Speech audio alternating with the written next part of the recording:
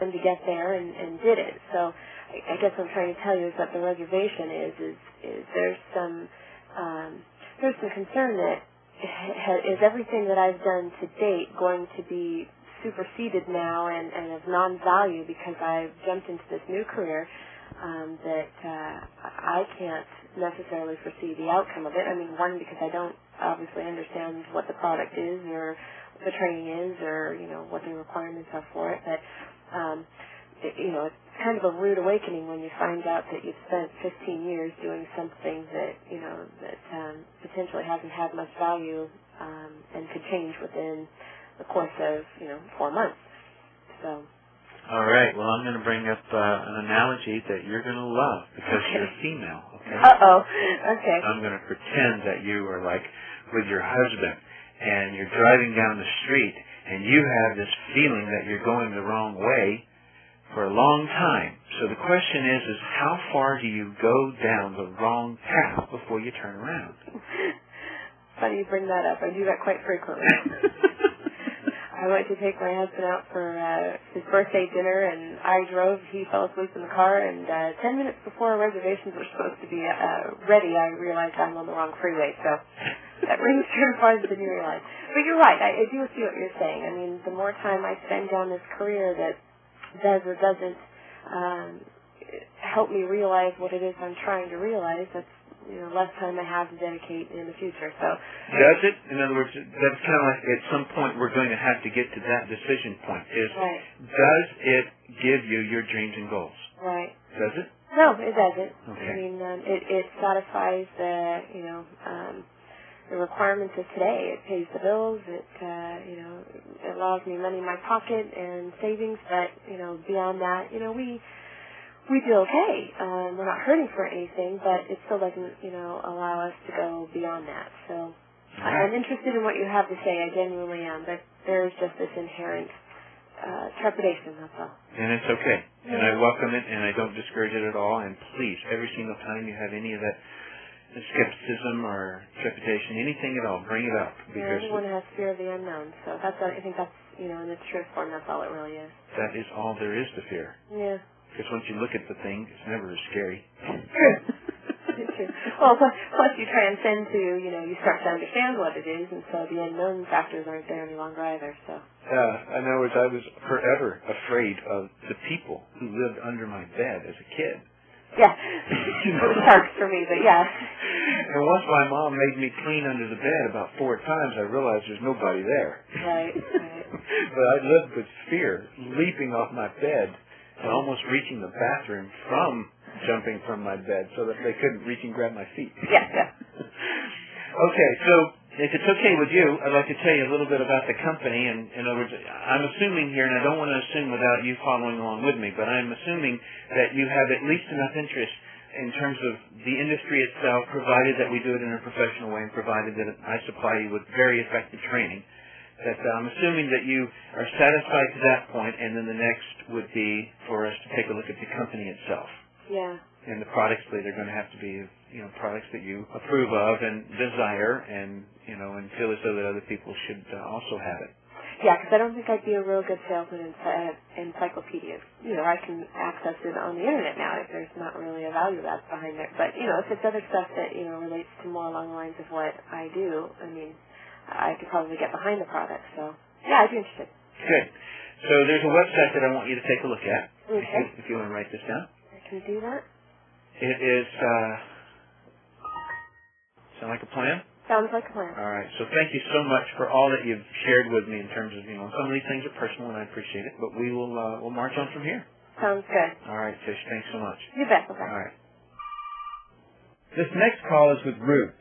In the section that follows these live calls, I will discuss the procedures for leaving messages. On this live call, I've included a message I left on Ruth's answering machine.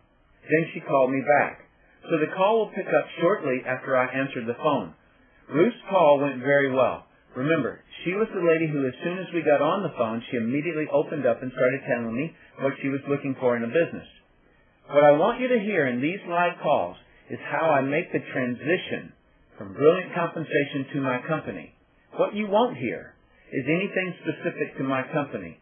I tried to leave as much of the call intact as I could, but I cut out anything I say that is specific to my company because I don't want any information in Professional Inviter that might seem promotional towards you. That's why I cut it out of the call. Again, what I want you to learn is how I use brilliant compensation to transition to the specifics of my company. Hello. No one is available to take your call. Please leave a message after the tone. Hi, Ruth. Tim Sales calling you. I am available if you want to call me back. I am at 202. Again, 202. I will be pretty much in and out all day, and try to reach me, and if not, I'll try to reach you as well. All right, take care. Bye-bye. Hey, this is Tim. Hi, Tim. It's Ruth. How are you? I'm doing good. How are you doing? I'm okay. Sorry I had to run out, farming. It's harvest season, so you never know. And you're in grain, right? Yes. It is harvest season. Yes, it is. All right. So did you watch my little animated character? Yes, a couple times.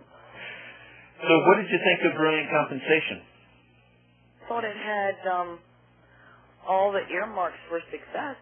I guess depending on what the product is, it sounds good. I mean, you got original product, you got residual income, consumable product, no employees, but, it does concern me about getting people on board to want to do it. Unless it really intrigues me, I don't see where it would really intrigue somebody else. I guess it depends on the product, Mm-hmm. But, I mean, it sounded like it had everything it needed except for what's the product. An additional question Ruth asked me was how to interest other people into the business. We'll pick back up with me answering her. So here's the whole reason that I send that particular movie out first. Many, many times, Ruth, people do not know how to evaluate a business. Exactly. And so I am trying to tell them the assets, if you wanted to call it that, or the good parts of a business, and they don't know how to evaluate a business. And so that's the first thing that I send out, is that I want them to know how to evaluate a business. All right. From that, then the rest of it I can explain, and it makes logical sense. Yeah. And so, you're explaining to me that basically you're on the front end of this market. You're 1 year into a 15-year patent, so you have originality. Mm-hmm. We're in the baby boom era, and baby boomers do spend more money in a lot of areas. I know, being 44, I do myself. Sure. And I'm at that area where I'm concerned about health care, and I'm concerned about aging and the way I look and vitality and da-da-da-da-da-da. Correct. So Very I would good. think, you'd be more on that end of it, versus someone on the lower end. Right. And that's what I tried to establish first with the basketball moving through the garden hose, is just for people to, first and foremost, realize that trends is what drives a market. That's the first part. Basketball going through the garden hose, and everybody, when they age, from cradle to grave, they all buy similar types of things. The first thing a baby needs when he's born is food. The second thing he needs is diapers. The third thing that he needs is shoes, and then he goes into toys, and then he goes into music, and then he goes into cars, and then he goes into, it's just like this logical transition. Yeah, I have 4 teenagers. Well, okay. older than teenagers. You know what it is that people need. All right. The second thing that I like to have people to understand is you go a little bit deeper into trends and you say, all right, now you can sell bowling balls and there's a stage that people are going to go through where they might bowl. But yet, how often do they rebuy a bowling ball? So that's the reason. How often does everybody like bowling? I hate it. Yeah. But the point is that once you look at trends, and the next thing is it important to have consumability? Well, if I'm going to go through the effort of marketing something, then what I would like to have is that I don't have to resell them every single month or every year or every 3 years or 6 years like a car or whatever it is.